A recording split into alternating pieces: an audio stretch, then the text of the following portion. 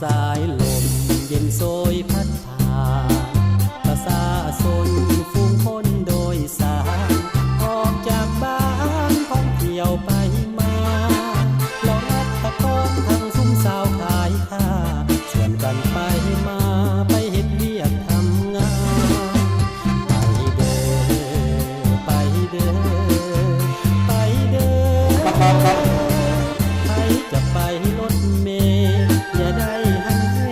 จงเฝ้ามาจองที่รถเมล์เป็นของประชาชนบริการทุกคนไปได้ตามสบาย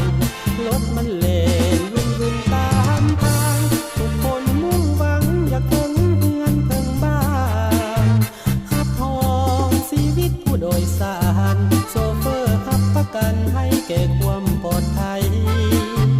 พอได้ยินเสียงเอิ้นมาใส่ว่าให้จอดป้าย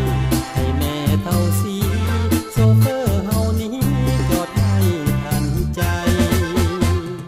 กำมาก่อนรถเมล์ออกเพลงทุ่มเทหักใส่ประชาชนให้ความสะดวกแก่